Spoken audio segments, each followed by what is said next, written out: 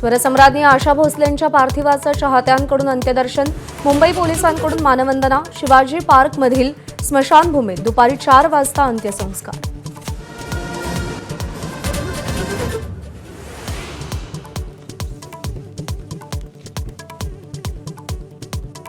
आशाताईंच्या पार्थिवाचं अंत्यदर्शन घेतल्यानंतर सचिन तेंडुलकरला अश्रू अनावर, अभिनेत्री तब्बू, आशा पारेख, रितेश देशमुख, संघनेते भैयाजी जोशी, मंगलप्रभात लोढांनी अंत्यदर्शन घेतलं।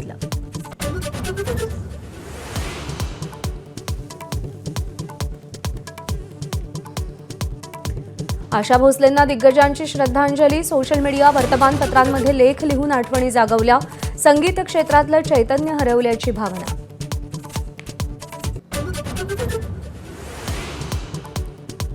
कल्याण अहिल्यानगर महामार्गावर भीषण अपघात, कार आणि सिमेंट मिक्सरची समोरासमोर धडक, 8 जणांचा जागीच मृत्यू।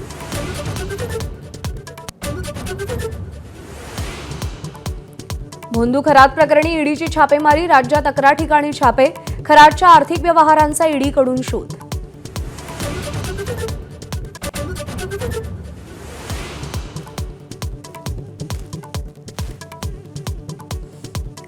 पंढरपूर ऍसिड हल्ला प्रकरणात धक्कादायक ट्विस्ट, तरुणीनं स्वतःच ऍसिड ओतून घेतलं, घरगुती कारणातून प्रकार घडल्याची माहिती।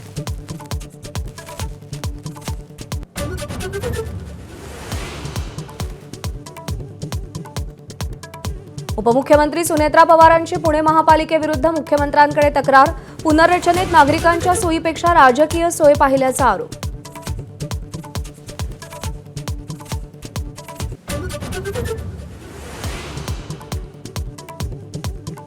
महिला आरक्षण आणण्याच्या वेळेवरती सोनिया गांधींची टीका, तमिळनाडू, पश्चिम बंगालच्या निवडणुका डोळ्यासमोर ठेवून घाई, 2024च्या लोकसभेलाच महिला आरक्षण हवं होतं, सोनिया गांधींचं मत।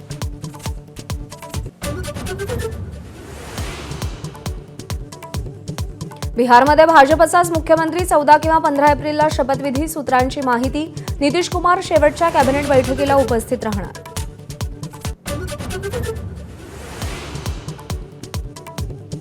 उत्तर प्रदेशातल्या नोएडामध्ये पगारवाढीवरून तुफान राडा, हजारो कर्मचारी रस्त्यावर उतरले, आंदोलनादरम्यान 2 वाहनांना आग लावल्याची माहिती। अमेरिका होर्मुझ सामुद्रधुनीची नाकेबंदी करणार, शांतीवार्ता फिसकटल्यानंतर ट्रम्प यांची धमकी, तर होर्मुझ इराणच्या नियंत्रणाखाली कारवाई केल्यास सडेतोड उत्तर देणार, इराणचं प्रत्युत्तर।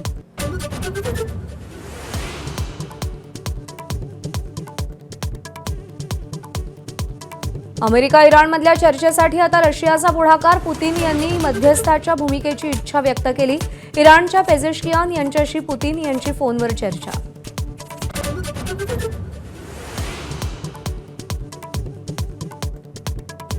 अमेरिका इराण निष्फळ चर्चा, होर्मुझच्या तणावाचा परिणाम भारतीय शेअर बाजारावर, सेन्सेक्स निफ्टी कोसळले, गुंतवणूकदारांचं प्रचंड नुकसान।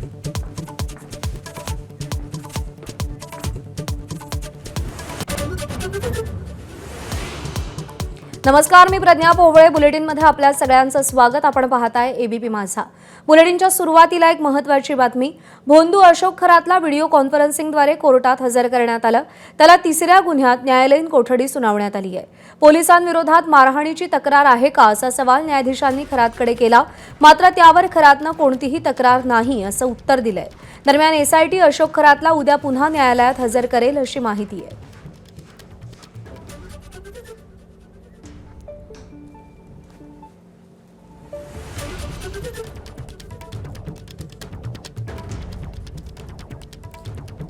मुकुल कुलकर्णी आपले प्रतिनिधी आपल्याला अधिक अपडेट देतील। मुकुल, आज सुनावणी दरम्यान नेमकं काय काय झालं, कसा युक्तिवाद झाला, कोर्टानं काय सांगितलं?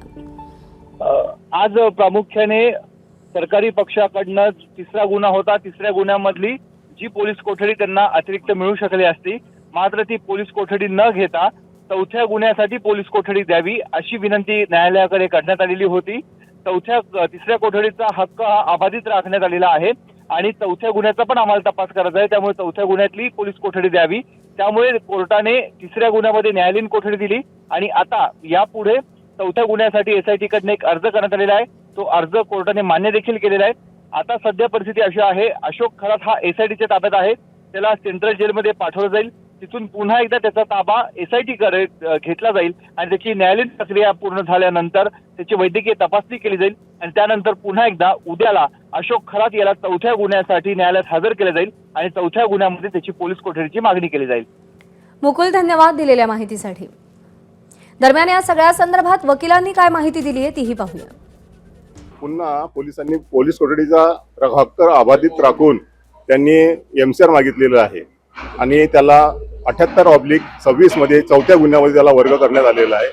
त्याच्यामुळे आज उद्या त्याला पोलीस कोठडीमध्ये हजर करतील. थँक्यू. आज नेमकं काय झालं सर? आज आपल्याकडनं काय बोलणं आलं आणि आरोपीच्या वकिलांनी काय? नाही, जे हा गुन्हा आहे संवेदनशील असल्यामुळे उद्या कोर्टात त्याला हजर करण्यात येईल. थँक्यू. तर स्वतःला दैवी अवतार भासवणारा भोंदू अशोक खरातच्या पायाखालची जमीन सरकली आहे. पोलीस कोठडीच्या पहिल्या 2-3 दिवसात पोलिसांना घोर अपराध करताय असं धमकवणारा, पोलिसांचंच भविष्य सांगण्याचा प्रयत्न करणारा अशोक खरात आपल्याच भविष्याबाबतीत चिंतित आहे. खरात कोठडीत जास्त बोलत नाही, जेवणही कमी झाल्याची माहिती सूत्रांनी दिली आहे. खरातला तपास अधिकाऱ्यांनी पत्नी कुठे असेल याबाबत पुन्हा विचारलं असता देवालाच माहीत असं उत्तर त्यानं दिलं. मात्र मुलगा हर्षवर्धन हा खरातचा घरात सर्वात लाडका आहे, त्यामुळे मुलाशी फोनवर बोलू देण्याची विनंती तो तपास यंत्रणांना करत असून मुलाची काळजी वाटते असं तो वारंवार बोलून दाखवतोय, अशी माहिती सूत्रांनी दिली आहे.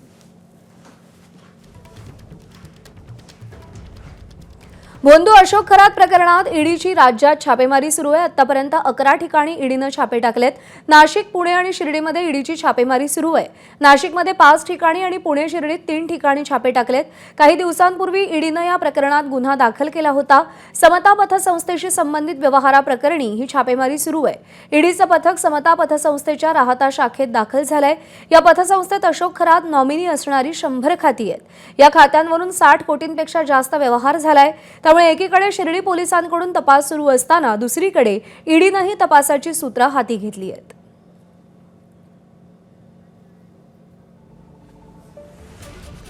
तर दुसरीकडे अशोक खरातच्या नाशिकमधल्या तृप्तवाला या निवासस्थानी आयकर विभागाची छापेमारी सुरू आहे. खरेदी विक्रीच्या कागदपत्रांची तपासणी केली जात असल्याची माहिती सूत्रांनी दिली आहे. भोंदू अशोक खरात याच्या नाशिकच्या तृप्तबाला या निवासस्थानी ईडी आणि इन्कम टॅक्स कडून संयुक्त अशी कारवाई केली जाते.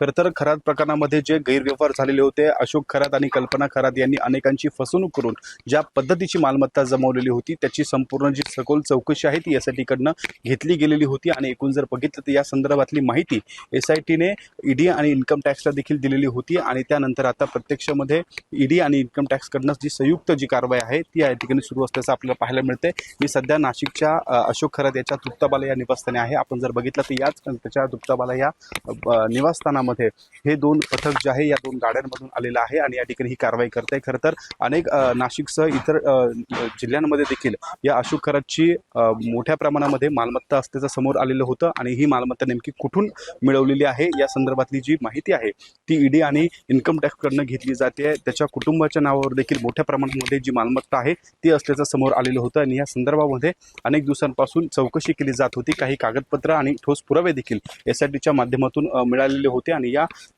पुराव्याच्या आधारे ही संपूर्ण इन्कम टॅक्स आणि ईडीच्या माध्यमातून ही चौकशी सुरू झालेली आहे. आणि आज जर बघितलं तर नाशिकमधल्या तृप्तबाला या निवासस्थानी अशोक खरात, कल्पना खरात यांच्या संदर्भातली माहिती घेतली जाते. त्यांची मालमत्ता, गैरव्यवहार जे झालेले होते त्या संदर्भातली माहिती घेतली जाते. कुठे कुठे ही मालमत्ता आहे, ती कशी मिळवली याची सखोल जी चौकशी आहे ती ईडी आणि इन्कम टॅक्सकडनं घेतली जाते.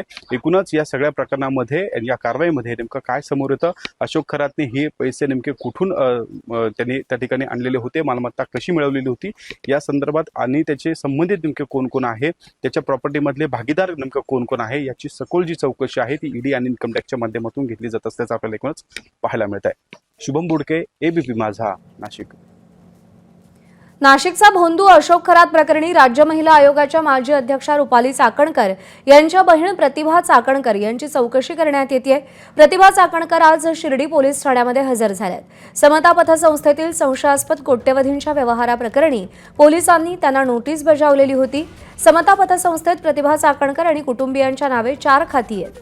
प्रतिभा चाकणकर यांच्या नावे 2 तर मुलांच्या नावे 2 खाती असून त्यातून 2,40,00,000 रुपयांचा व्यवहार झालाय. त्यामुळे शिर्डी पोलिसांकडे प्रतिभा चाकणकर काय जबाब नोंदवतात याकडे लक्ष लागलंय.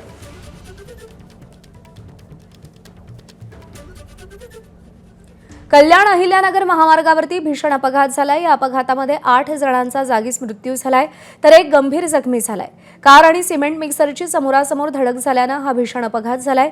जखमींना रुग्णालयात उपचारासाठी दाखल करण्यात आलं असून घटनास्थळी पोलीसही दाखल झालेत।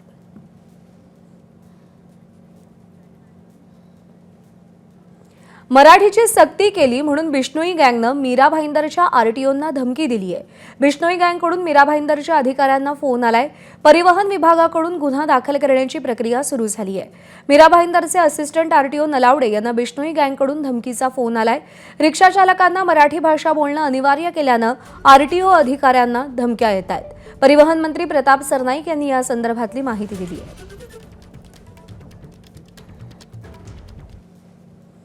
नागपूरमध्ये गांजा तस्करी रॅकेटचा पर्दाफाश झालाय। मुंबई एनसीबीकडून ही कारवाई करण्यात आली। पश्चिम बंगालचा नंबर असलेल्या ट्रकमधून तब्बल 210 किलो गांजा जप्त करण्यात आला होता। या प्रकरणात 4 जणांना अटक करण्यात आली आहे। हा गांजा ओडिशातील संभलपूरहून आणला होता आणि पत्र्यामध्ये रपवला होता। हा गांजा नागपूरसह अकोला, अमरावती, नाशिक, पुणे आणि मुंबईमध्ये वितरणासाठी पाठवला जाणार होता। या प्रकरणी पुढचा तपास सुरू आहे।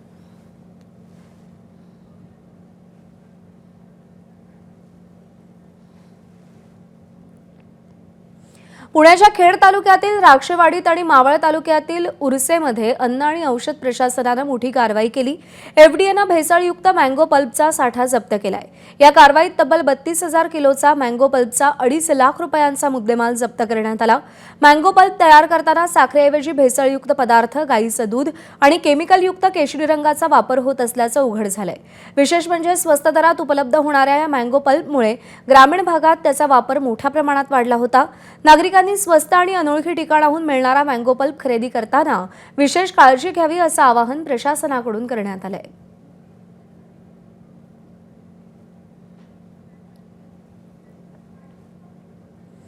भाजप नेत्या चित्रा वाघ यांनी मुंबई महापालिकेतील विरोधी पक्षनेत्या किशोरी पेडणेकर यांची भेट घेतली। पंतप्रधान नरेंद्र मोदी यांच्या नेतृत्वात साकारलेल्या नारी शक्ती वंदन अधिनियमाला पेडणेकर यांनी मिस्ड कॉल देऊन पाठिंबा दिला। महिला सशक्तीकरणासाठी त्यांनी व्यक्त केलेला हा पाठिंबा नक्कीच स्वागतार्ह आहे, अशी प्रतिक्रिया चित्रा वाघ यांनी दिली।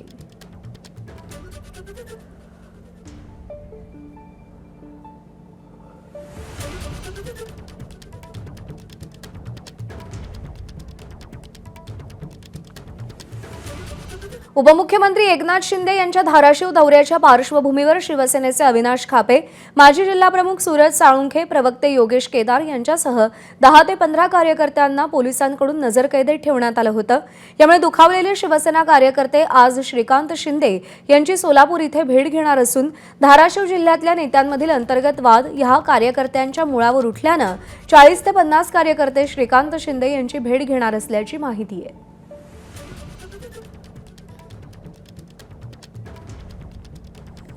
महिला आरक्षण आणण्याच्या वेळेवरती सोनिया गांधी यांनी टीका केली आहे।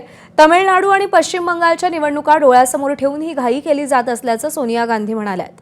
महिला आरक्षण 2023लाच मंजूर झालंय असंही त्या म्हणाल्यात। सरकारनं उगाच महिला आरक्षणासाठी जनगणनेची अट टाकली। आम्हाला तर 2024च्या लोकसभेलाच महिला आरक्षण हवं होतं असं सोनिया गांधी म्हणाल्यात।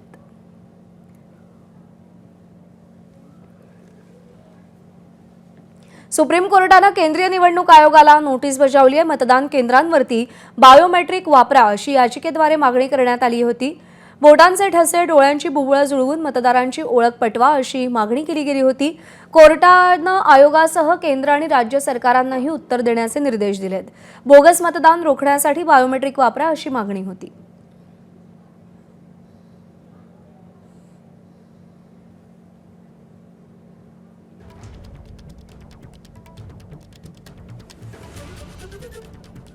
बातमी आंतरराष्ट्रीय स्तरावरून आहे। अमेरिका आणि इराणमध्ये पुन्हा चर्चा होण्याची शक्यता आहे।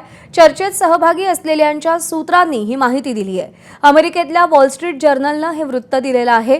पहिल्या टप्प्यात 21 तास चर्चा होऊनही काहीही तोडगा निघालेला नाहीये। सगळं जुळत होतं, अणु कार्यक्रमावरून अडलं अशी इराणनं प्रतिक्रिया दिली आहे। इराण पुन्हा चर्चेला आलं तरी फरक पडत नाही असं ट्रम्प म्हणाले। दोन्ही देशांसह अन्य देशांच्या नेत्यांकडूनही चर्चेच्या पुरस्काराचा आग्रह धरला जातोय। व्लादिमीर पुतिन यांनी इराणकडे मध्यस्थीची भूमिका व्यक्त केली आहे।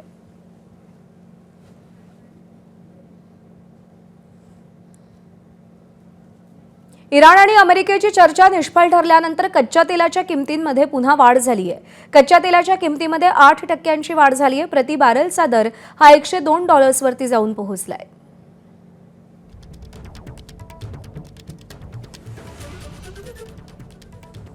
तर चर्चा फिसकटल्यावर अमेरिकेचे अध्यक्ष ट्रम्प यांनी मोठं वक्तव्य केलंय. अमेरिका होर्मुझच्या सामुद्रधुनीची नाकेबंदी करणार आहे. होर्मुझच्या सामुद्रधुनीकडे अमेरिका पाण सुरुंगविरोधी जहाजं पाठवण्याची तयारी करत आहे अशी माहिती मिळते आहे. होर्मुझच्या सामुद्रधुनीकडे जाणाऱ्या येणाऱ्या जहाजांचं नियंत्रण अमेरिका करेल असं ट्रम्प यांनी जाहीर केलंय. इराण होर्मुझच्या सामुद्रधुनीवर नियंत्रण सोडायला तयार नाहीये. त्यामुळे आता इथला तणाव कमालीचा वाढण्याची भीती आहे. जो देश इराणला होर्मुझबाबत टोल देईल त्यांना अमेरिका होर्मुझच्या सामुद्रधुनीत प्रवेश देणार नाही असं ट्रम्प यांनी म्हटलंय. ट्रम्प यांच्या धमकीवरती इराणनं प्रत्युत्तर दिलंय. बिगर लष्करी जहाजांसाठी होर्मुझची सामुद्रधुनी खुली आहे. मात्र लष्करी जहाजांना होर्मुझच्या सामुद्रधुनीत प्रवेश करता येणार नाही असं इराणनं स्पष्ट केलंय. होर्मुझच्या सामुद्रधुनीचं नियंत्रण इराणी लष्कराकडेच आहे असाही दावा इराणनं केलाय. तसंच सामुद्रधुनीत येऊन लष्करी कारवाई करण्याचा प्रकार कोणत्याही देशानं केला तर तो खपवून घेतला जाणार नाही असंही इराणनं म्हटलंय. होर्मुझच्या सामुद्रधुनीत नजीकच्या काळात कोणत्याही देशाचं नौदल दिसल्यास ते युद्धविरामाचं उल्लंघन मानलं जाईल असं ट्रम्प म्हणाले. तर इराणसोबत युद्ध छेडताना अमेरिकेनं जगाला 4 उद्देश सांगितले होते. त्यात नंतर होर्मुझच्या सामुद्रधुनीचाही समावेश केला गेला. पण 5ही उद्देश साध्य व्हायचं सोडा अमेरिकेला नुकसानच जास्त होताना दिसतंय.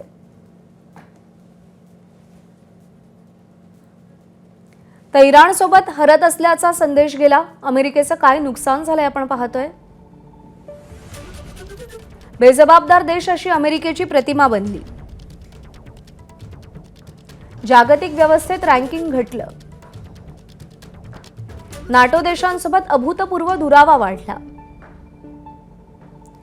जागतिक शांतता धोक्यात आणल्याचा शिक्का बसला.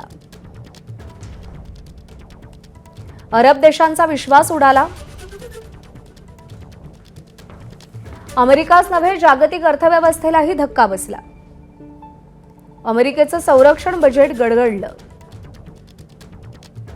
अमेरिकेत मंदीचं संकट आणि महागाई वाढली. ट्रम्प विरोधात अमेरिकेमध्ये अभूतपूर्व निदर्शनं केली गेली. इराणमध्ये लष्कराच्या समर्थनार्थ लाखो लोक रस्त्यावर उतरले. युद्धाच्या 43व्या दिवशीही तेहरानमध्ये लोक रस्त्यावर उतरले. सर्वोच्च नेते मोज्तबा खामेनींच्या समर्थनार्थ घोषणा करण्यात आल्या. इराणी सेना IRGCला पाठिंबा व्यक्त केला गेला.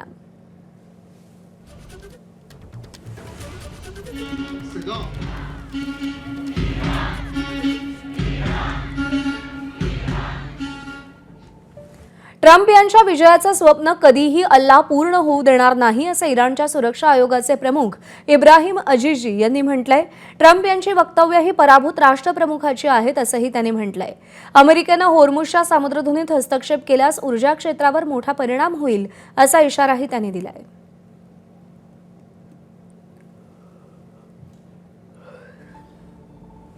अमेरिका इराणमधल्या चर्चेसाठी आता रशिया पुढाकार घेताना दिसतोय. पुतीन यांनी मध्यस्थाच्या भूमिकेची इच्छा बोलून दाखवली आहे.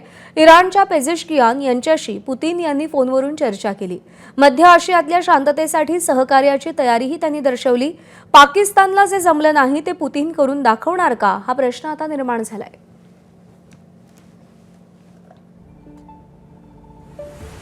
अमेरिकेचा चीनवर पुन्हा एकदा टॅरिफ बॉम्ब पडलेला आहे. चीनमधून येणाऱ्या गाड्या आणि उत्पादनांवरती आयात शुल्क आकारलं गेलंय. ट्रम्प यांनी चीनी गाड्यांवरती 100% टॅरिफ लावलाय.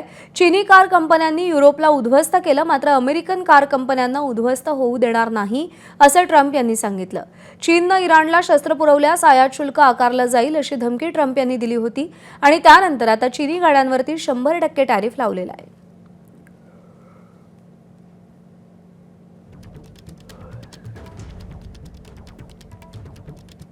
इराण आणि अमेरिका शांती चर्चा फिसकटल्यावर आता पुन्हा एकदा तणाव वाढण्याची भीती आहे. ट्रम्प पुन्हा एकदा इराणवरती हल्ले सुरू करण्याचं पाऊल उचलू शकतात असं मानलं जात आहे. अमेरिका इराणवरती पुन्हा हवाई हल्ले सुरू करण्याची शक्यता आहे. ट्रम्प प्रशासन पुन्हा एकदा हल्ल्यांच्या तयारीत असल्याचं बोललं जात आहे.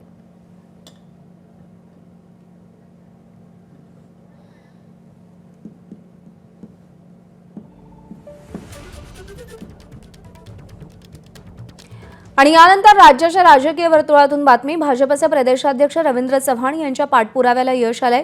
कोकणात जाणाऱ्या पर्यटकांच्या सोयीसाठी सरकारनं महत्त्वाचा निर्णय घेतलाय. रत्नागिरीच्या समुद्रकिनाऱ्यांवर बायो डायजेस्टरसह इको टॉयलेट उभारण्यात येणार आहेत.